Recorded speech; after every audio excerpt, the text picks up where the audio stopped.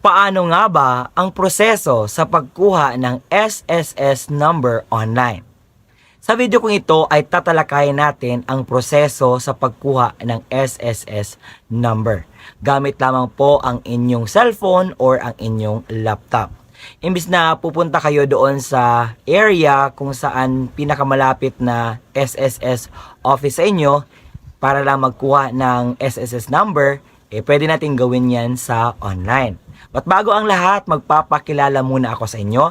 Ako po si Ruel Mendoza Tanyo. At kung ikaw ay bago pa lang sa aking YouTube channel, huwag kakalimutan na i-like ang video na ito.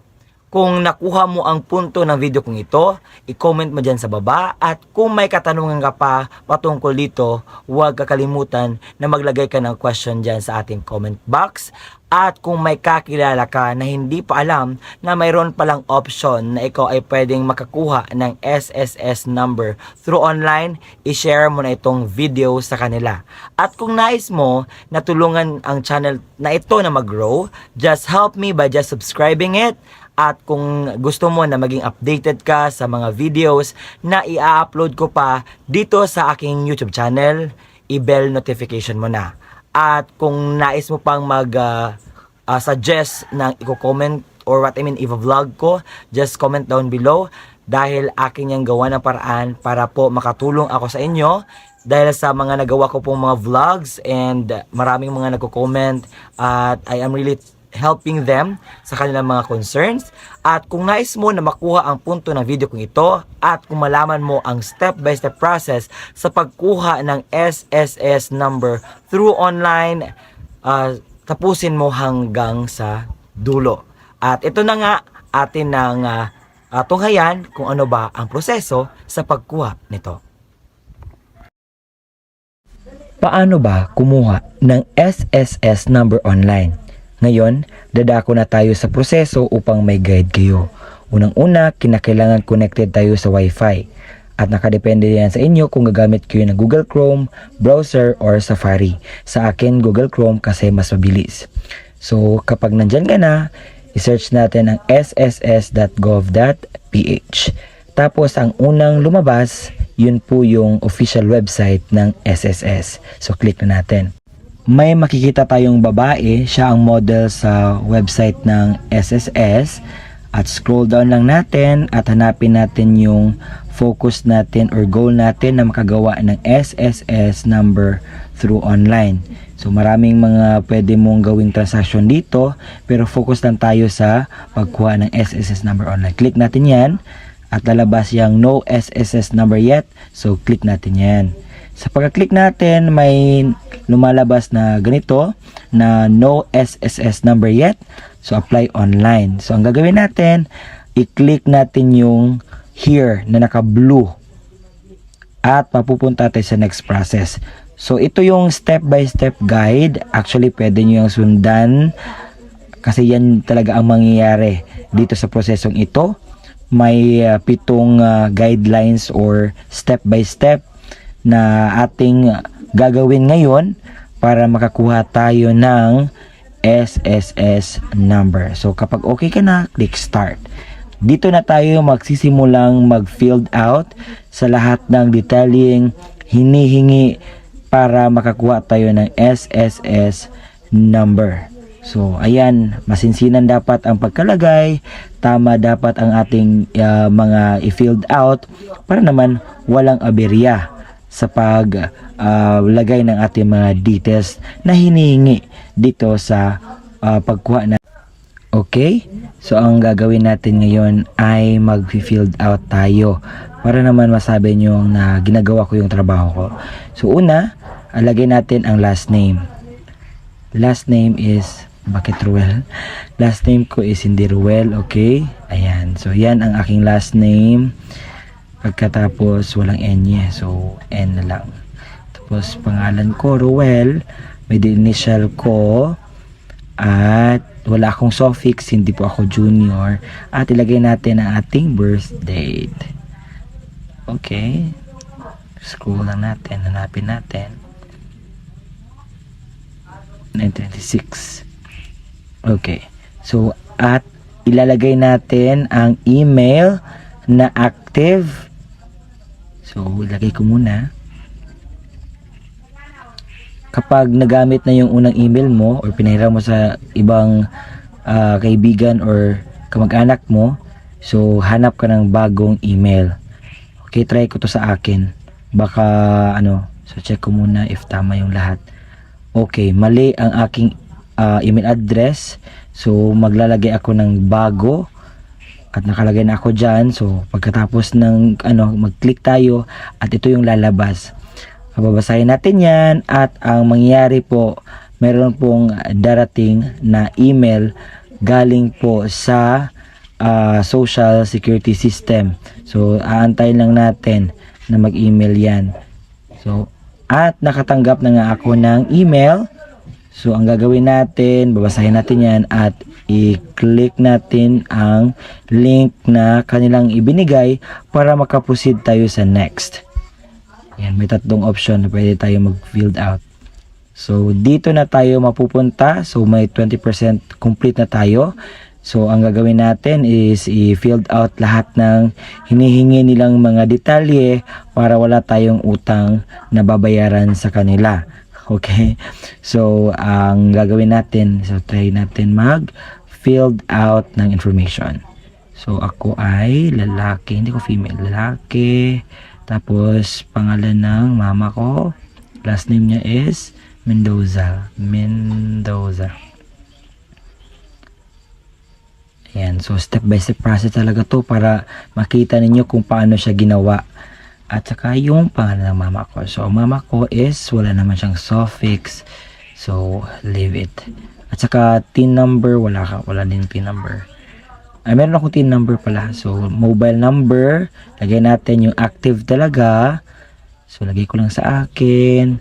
Tapos, kung saan ka nakatira. So, sa akin hindi ko sa Metro Manila. Ako ay nakatira sa provincial.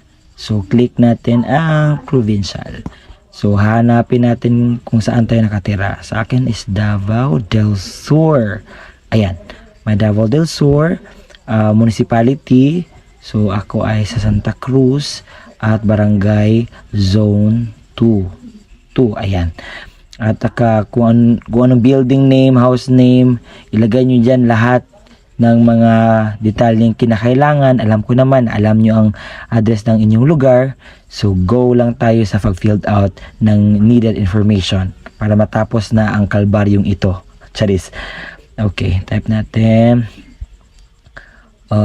Ayan, suggested subdivision. Ayan, yung purpose of registration nyo po is hanapin nyo dyan or i-click nyo yan po. So may self-employed, for employment, overseas, non-working spouse, claimant, at marami pang iba. So kapag nakapili ka na dyan sa tatlo, so ang mangyayari is i-save mo yan.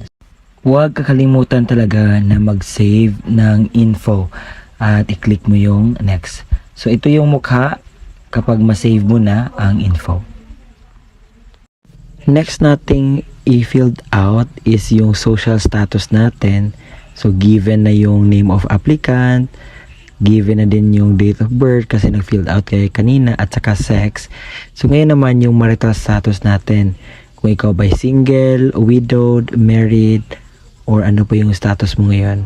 At saka sa nationality, if ikaw ay Pinoy or ano ba yung nationality mo. Religion, Christian, kasi Christian ako eh.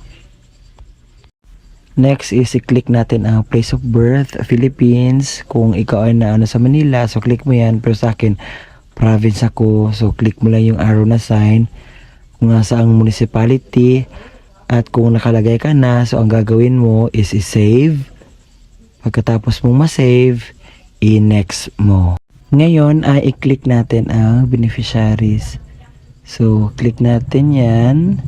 So, lagyan natin ang complete name. So, father's name, select natin. Mother's name.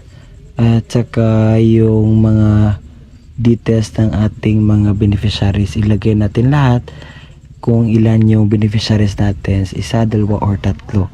So, ilagay mo lang ang mga detalye nila dyan sa box. Ngayon, pinibigyan tayo ng pagkakataon dito na step neto na maglagay tayo ng user ID na gusto natin. So kung ano yung pinaka gusto mo, may match ka dyan or nakagawa ka na dyan sa isip mo ng user ID. So ang gagawin mo, ilagay mo dyan at ilagay mo din yung ilang kilo ka at ilan ang height mo.